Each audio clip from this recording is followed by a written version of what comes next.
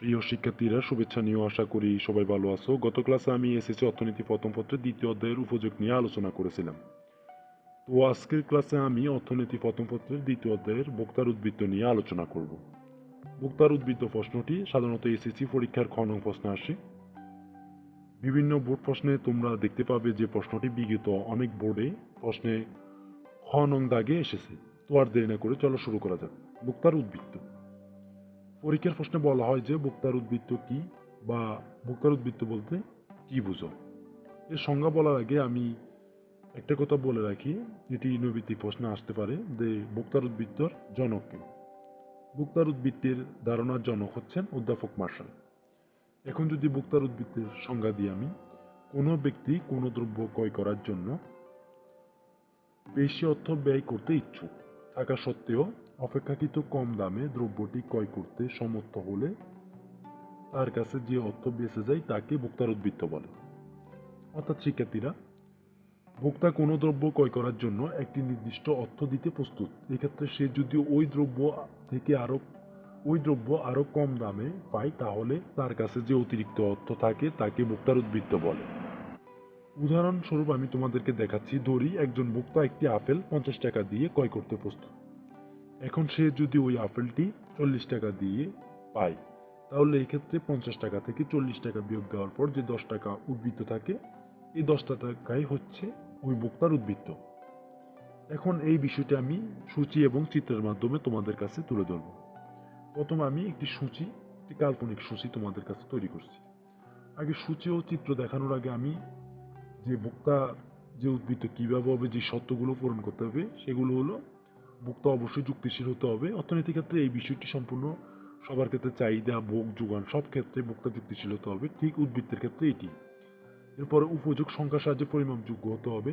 অর্থের প্রান্তিক উপযোগ স্থির থাকতে হবে। ভোক্তার আয়, রুচি, অভ্যাস স্থির থাকতে হবে। এগুলো সাধারণত ভোক্তার উদ্বৃত্তের ক্ষেত্রেই নয়, যোগান, চাহিদা সব ক্ষেত্রেই এই সত্যগুলো প্রযোজ্য। এগুলো খুব ভালোভাবে মনে রাখবে, সব ক্ষেত্রে এই সত্যগুলো প্রযোজ্য। এখন আমি কাল্পনিক সূচিটি তোমাদেরকে দেখাচ্ছি।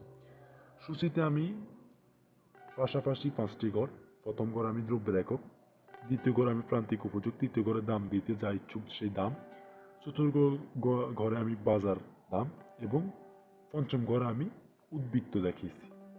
এখন দ্রব্যের একক প্রথম, দ্বিতীয়, তৃতীয়, উপযোগ, প্রান্তিক উপযোগ 20 ইউটিল, 15 ইউটিল, 10 ইউটিল। এরপর দাম দিতে ইচ্ছুক 20 টাকা, 15 টাকা, 10 টাকা। এখানে বাজার দাম হচ্ছে প্রথমে 10 টাকা, এরপরেই 10 টাকা, এরপরও 10 টাকা। এখানে মোট যে প্রান্তিক উপযোগ সেটি হচ্ছে 45, দাম দিতে ইচ্ছুক টোটাল হচ্ছে এর মোট হচ্ছে 45 টাকা এবং বাজার দাম হচ্ছে 30 টাকা। এখন ভোক্তার কাছে উদ্বৃত্ত যে থাকে, এখন আমরা লক্ষ্য করলে তোমরা দেখতে পাবে যে ভোক্তার কাছে যে উদ্বৃত্ত থাকে, প্রথমে দাম দিতে ইচ্ছুক 20 টাকা 20 ইউটিলের ক্ষেত্রে, বাজার দাম 10 টাকা যার কারণে 10 টাকা উদ্বৃত্ত থাকে। দ্বিতীয়তে 15 টাকা, বাজার দাম 10 টাকা, এক্ষেত্রে 5 টাকা উদ্বৃত্ত থাকে। তৃতীয় এককে 10 ইউটিল ক্রয় করার জন্য 10 টাকা দাম দিতে ইচ্ছুক, দ্রব্যের দাম ও বাজার দামও 10 টাকা, এখানে 10 টাকা, এখানে 0 টাকা, এখানে উদ্বৃত্ত থাকে 15 টাকা, বাজার দাম 30 টাকা, দাম দিতে ইচ্ছুক যে 45 টাকা, 45 টাকা থেকে 30 টাকা বিয়োগ দিয়ে যে 15 টাকা থাকে, এটি হচ্ছে ভোক্তার উদ্বৃত্ত। তো এখন আমি তোমাদেরকে যদি বিষয়টি চিত্রের মাধ্যমে দেখাই, তোমরা চিত্রে লক্ষ্য করলে শিক্ষার্থীরা খুব ভালোভাবে চিত্রটি লক্ষ্য করো। আমি তোমাদের বোঝার জন্য খুব সহজে চিত্রটি তুলে ধরেছি। চিত্রের সংজ্ঞা যদি আমি বলি, চিত্রে ভূমিকে, কিউ এবং লম্বকে আমি ফি দেখানো হয়েছে। কিউতে পরিমাণ আর ফিতে দাম অর্থাৎ প্রাইস।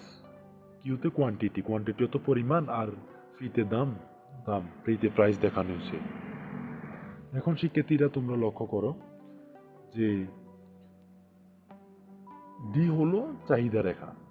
এখন ভোক্তা দ্রব্য ক্রয়ের ক্ষেত্রে ও এ দাম দিতে ইচ্ছুক কিন্তু বাজার দাম হচ্ছে OP1, অর্থাৎ ও এ দাম দেখতে ইচ্ছুক থাকার ক্ষেত্রে তাকে দিতে হচ্ছে OP1 দাম। এখন OQ1 পরিমাণ দ্রব্যের জন্য ভোক্তা মোট দাম দিতে ইচ্ছুক OAEQ পরিমাণ এবং এর মোট বাজার দামই হচ্ছে OPEQ পরিমাণ। এখন ভোক্তার উদ্বৃত্ত বার করতে হলে আমাদেরকে যে পরিমাণ দাম দিতে ইচ্ছুক তা থেকে বাজার দামটা বিয়োগ দিলেই তা বাইরে বের হয়ে যাবে। এখন ভোক্তা দিতে ইচ্ছুক হচ্ছে ও এ ই কিউ পরিমাণ বিয়োগ ভোক্তা বাজার যে দাম আছে ও ফি ওয়ান ই কিউ, এটি সমান এখান থেকে বিয়োগ দিলে আমরা দেখতে পাই যে ই ফি ওয়ান কিউ এটি থাকে, অর্থাৎ ভোক্তার উদ্বৃত্ত হচ্ছে ই ফি ওয়ান কিউ।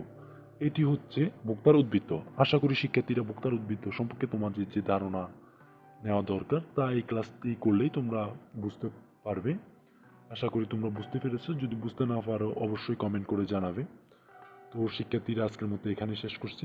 দেখা হবে আগামী ক্লাসে। ততদিন সবাই ভালো থাকো, সুস্থ থাকো। সাথে থাকার জন্য সবাইকে অসংখ্য ধন্যবাদ। আল্লাহ হাফিজ।